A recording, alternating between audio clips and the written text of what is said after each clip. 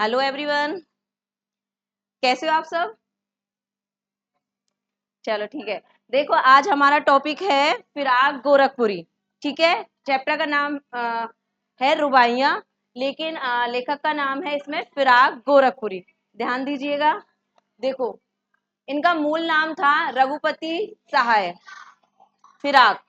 इनका जन्म है 28 अगस्त सन 1896 यानी 1896 गोरखपुर उत्तर प्रदेश में हुआ।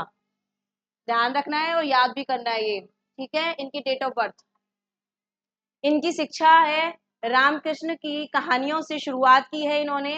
बाद की शिक्षा अरबी, फारसी और अंग्रेजी में। 1970 में डिप्टी कलेक्टर के पद पर चयनित पर स्वराज आंदोलन के लिए 1918 में पद त्याग।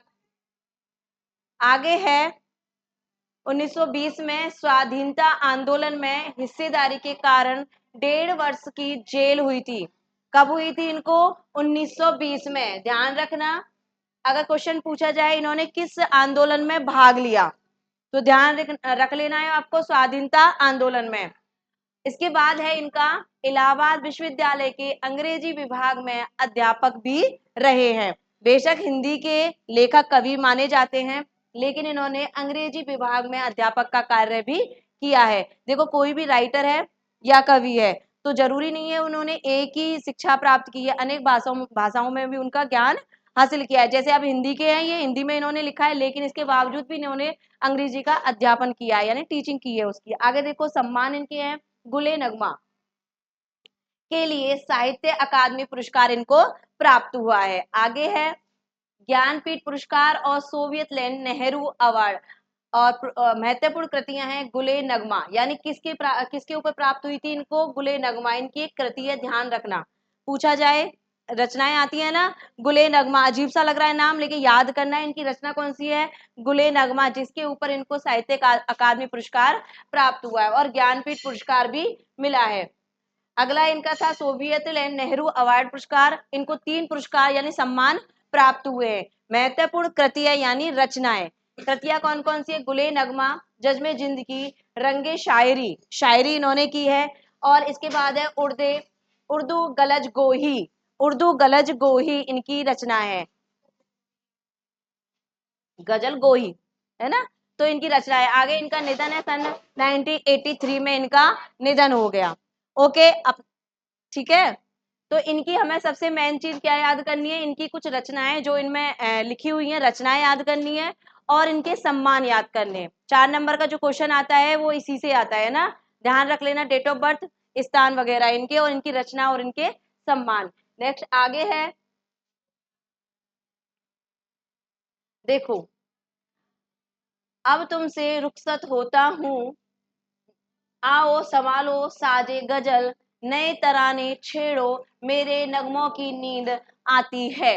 रुखसत का मतलब होता है विदाई, रुखसत का मतलब होता है विदाई, यानी अब मैं इस कार्य से रुखसत होता हूँ, मैं विदाई लेता हूँ।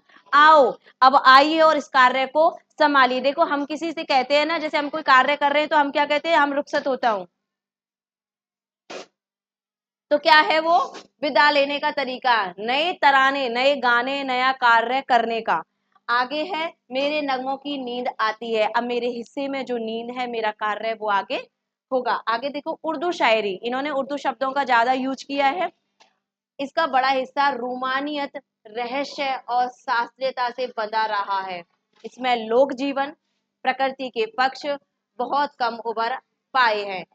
नजीर अकबराबारी, इल्फात हुसैन आली जैसे जिन कुछ शायरों ने इस रिवायत को तोड़ा है, उनमें एक प्रमुख नाम फिराक गोरखपुरी का भी है। देखो, अपने उर्दू में शायरियां बहुत अच्छी आती हैं, ठीक है, आती है ना उर्दू में शायरी अच्छी, उर्दू की ही शायरियां ज्यादा अच्छी आती है। तो इन्होंने उर्दू शब्दावली को ज्यादा यूज किया है, ध्यान रख लेना इस चीज को। फिराक ने परंपरागत भाव बोध और शब्द भंडार का उपयोग करते हुए इसमें नई भाषा और नए विषयों से जोड़ा है। उनके यहाँ सामाजिक दुख दर्द व्यक्तिगत अनुभूति बनकर शायरी में ढला है, इंसान के हाथों इंसान पर जो गुजरती है। ठीक है। उसकी तलक सच्चाई और आने वाले कल के प्रति एक उम्मीद भी है। दोनों को भारतीय संस्कृति और लोक भाषा के प्रतीकों से जोड़कर फिराक ने अपनी शायरी का अनूठा महल खड़ा किया है। देखो इनकी इस काव्य में क्या है, इंसानियत की बात है। इंसानियत जैसे इनका चैप्टर है रुबाइयाँ, उसमें किसकी बातें की गई है, शिशु की बातें की गई, छोटे बच्चे की बातें की गई है। तो इंसानियत यानी पारिवारिक हिस्सों को इन्होंने अपने काव्य का हिस्सा बनाया है। ये अपनी जो शुद्ध हिंदी में इन्होंने लिखा है, इसके बाद इन्होंने उर्दू के शब्दावली का प्रयोग किया है। उर्दू में फारसी भी आती है, ठीक है, फारसी और अरबी शब्दावली का इन्होंने प्रयोग किया है। आगे देखो, उर्दू शायरी अपने लाक्षणिक यानी लक्षणों के प्रयोग और चुस्त मुहावरेदारी के लिए विख्यात है। चुस्त मुहावरे का मतलब होता है जब कभी हम कोई सेंटेंस बोलते हैं तो हम मुहावरों के अकॉर्डिंग भी बातें कर लेते हैं। छोटी लाइन को कह देना और अपने बात को कंप्लीट कर लेना, ऐसा होता है मुहावरे का प्रयोग।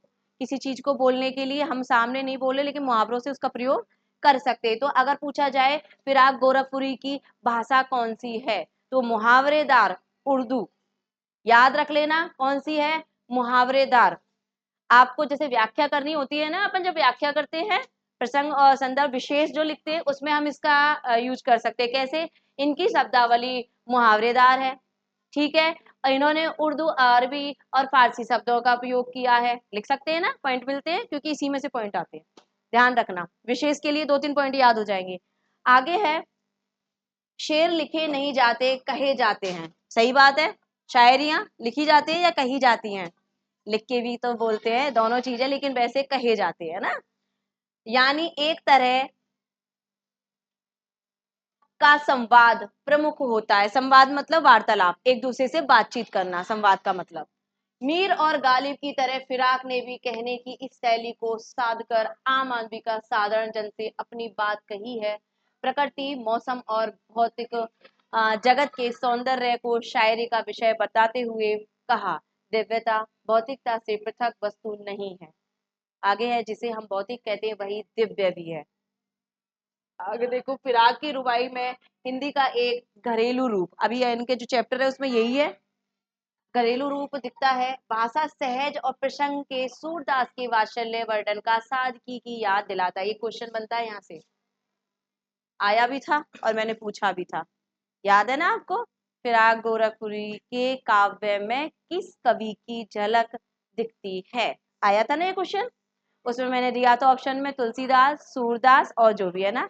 तो याद रख लेना, सूरदास की झलक। सूरदास ही क्यों आया है, आंसर दे कोई। सूरदास के लिए इसलिए आया है क्योंकि सूरदास के काव्य में भगवान श्री कृष्ण के बाल स्वरूप का वर्णन किया है। सूरदास ने भगवान श्री कृष्ण के बाल स्वरूप का वर्णन किया है। सेम वही चीज फिराक गोरखपुरी ने अपने चैप्टर यानी रुबाइयों में एक छोटे बच्चे का वर्णन किया है, इसलिए इसकी तुलना किससे की गई है, सूरदास से। ये क्वेश्चन आपको याद कर लेना है, कई बार रिपीट हुआ है ये क्वेश्चन कि फिराक गोरखपुरी नाम तो अलग लग रहा है लेकिन सूरदास, अजीब सा लगता है, बहुत से बच्चे इसको नहीं जोड़ पाते कि सूरदास कैसे हो सकता है ना। तो ध्यान रख लेना, फिराक गोरखपुरी की तुलना किससे की गई है, सूरदास। सूरदास जबकि हमारे भक्ति काल के कवि हैं और ये हमारे कहाँ के हैं, आधुनिक काल के। कितना फर्क है इनकी उनके काव्यों में, उसके बावजूद इनको सूरदास भी कहा गया। सूरदास की झलक दिखती है। वात्सल्य का वर्णन, वात्सल्य यानी ममता, बच्चे माता जो अपने बच्चे पे करती है उसका मतलब क्या होता है, वात्सल्य। सादगी की याद दिलाता है, मुझे चांद चाहिए मैया री, मैं चंद्र खिलौना ले हो जैसे बिंब आज भी इन बच्चों के लिए एक मन लुभावन खिलौने हैं। देखो ये, मुझे चांद चाहिए, मैया रे मैं चंद खिलौना ले हूं, ये सूरदास की लैंग्वेज है। मैया मैं चंद खिलौना ले हूं, मामा चांद का, चांद रूपी जो खिलौना है मुझे वो चाहिए। भगवान श्री कृष्ण क्या जिद कर रहे हैं, मुझे चांद रूपी खिलौना चाहिए। आगे देखो, इन बिंब, बिंब का मतलब तो पता है ना, प्रतीक, हम किस चीज का प्रतीक है वो, है ना। खिलौने हैं जो कि वातानुकूलन कूलित कमरों में बंद नहीं रहते, छत पर चटाई बिछाकर सोते हैं तथा चंदा मामा के नदिया किनारे उतरते हैं।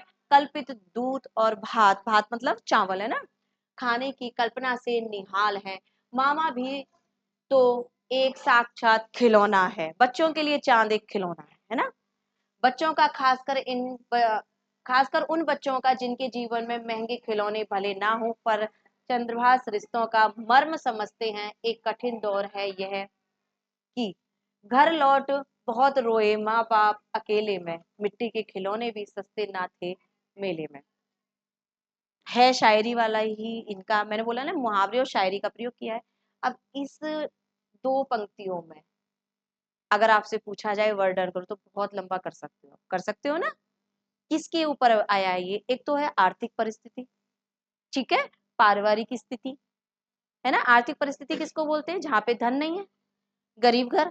सेकंड इसमें है कि माँ बाप बोर हो रहे हैं कि भाई देखो, माँ बाप को गरीब हो चाहे अमीर हो, बच्चे बच्चों से प्यार बराबर करते हैं, चाहे वो गरीब का हो चाहे वो अमीर का हो। माँ बाप की नजर में वो बच्चा है उसका, उसके लिए दुनिया की तमाम खुशियां वो देंगे, यही होता है ना। तो क्या करें, अब मेले में जा रहे हैं, अब पैसे नहीं है, मिट्टी के खिलौने भी कैसे लग रहे हैं हमको? बहुत महंगे लग रहे हैं। तो माँ बाप का दिल है, रोएगा तो सही। तो उन्होंने लिखा है, ये दो पंक्ति बहुत सुंदर भी हैं। घर लौट बहुत रोए माँ बाप अकेले में, मिट्टी के खिलौने भी सस्ते ना थे मेले में। क्योंकि माँ बाप को तो ये चीज लगता है कि बच्चों को कैसे भी कोई भी चीज हो हम उसकी पूर्ति करें, है ना। खिलौना किसका प्रतीक है? बच्चे के बचपन का, है ना। खिलौना किसका प्रतीक है? बचपन का। आप जितने भी बड़े हो जाओ, आप अपने कभी पुरानी गुड्डा गुड़िया या पुराने किसी खिलौने को देखते हो आप एकदम हंसोगे, बहुत जोर से हंसी आएगी। कारण क्या है? आपका बचपन जुड़ा है। जैसे जैसे आप बड़े हो आप कभी पुरानी छोटी चीजों को देख लो, आपको बहुत अच्छी खुशी मिलेगी, देखो मैं ऐसे खेलती थी या मैं ऐसे खेलता था, होता है ना ये चीजें। तो बचपन का प्रतीक है खिलौना। हम कितने भी बड़े हो जाएं, हमें टेडी बियर वगैरह जैसे देखते इतने खुश हो जाती है बच्चियां, है ना। खिलौने देख के हो जाते हैं, जैसे छोटे बच्चे गाड़ी छोटी मोटी खिलौने होते, कितनी खुशी मिलती है। वही चीज है, वो हमारे बचपन का प्रतीक है। आप कभी भी अकेले बैठो आपको हंसी आ जाएगी उनको देख के। आगे देखते हैं, लोका देना, घुटनियों के लेकर कपड़े पहनाना, पहनाना मतलब पहनना, गेसुओं में कंघी करना, रूपवती मुखड़ा, नर्म दमक, दमक का मतलब कोमल चमक जो होती है। जिदी आया बालक, जिदी आया यानी जिद करना, जिदी आया का मतलब क्या था? जिद करना। रस की पुतली, रस की पुतली जब बच्चा जो कार्य करता है खेलता है तो रस तो आता है, माँ बाप को देखने में रस मिलता है। ये है, ये कुछ विलक्षण प्रयोग हैं हिंदी और हिंदी उर्दू और लोक भाषा के अनूठे गठबंधन के लिए गांधी जी हिंदुस्तानी के रूप में पल्लवित करना चाहते थे। माँ हाथ में आईना लेकर बच्चे को बहला रही है, देख आईने में चांद उतर आया है, चांद की परछाई भी चांद ही है। चांद का जो रिफ्लेक्शन पड़ रहा है, जो परछाई है वो भी क्या है? चांद है। कल्पना की आंख का भला क्या मुकाबला, रूपवती मुखड़े पे नरम दमक है। कल्पना का क्या कर सकते? कल्पना कैसी होती है? सुंदर होती है ना। हम जितनी अच्छी कल्पना करेंगे उतना ही अच्छा हमें लगेगा। कल्पना अपने ऊपर है ना, हम कल्पना कर सकते हैं और कल्पना में हम बहुत कुछ कर लेते हैं।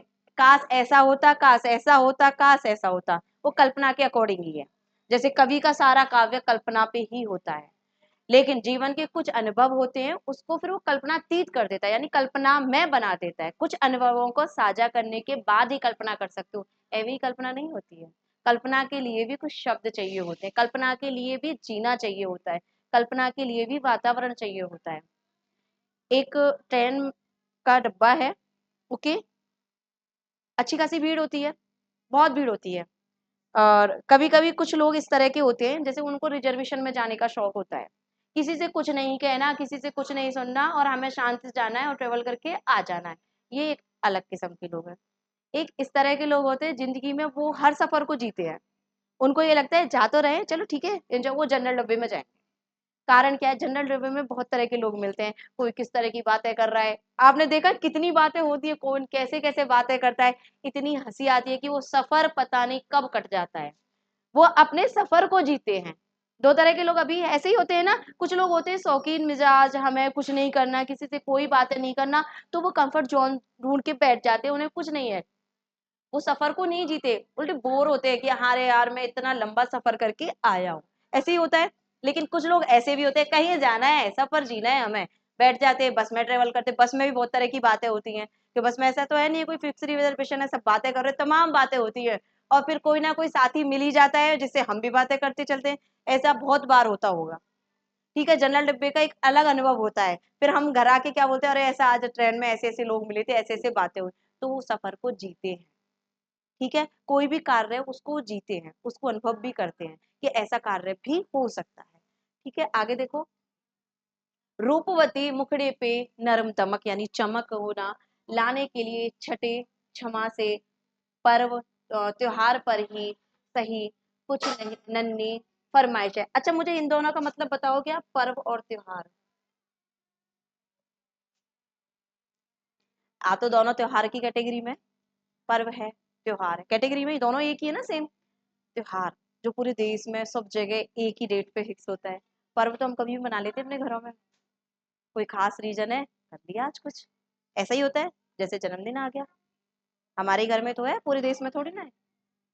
ऐसा होता है ना, शादियां हैं आज हमारे घर में, सबके घर में थोड़ा ना है, अलग अलग डेट पे होती है। तो वो एक खुशी का, हम कैसे भी कर लेते हैं उस चीज को।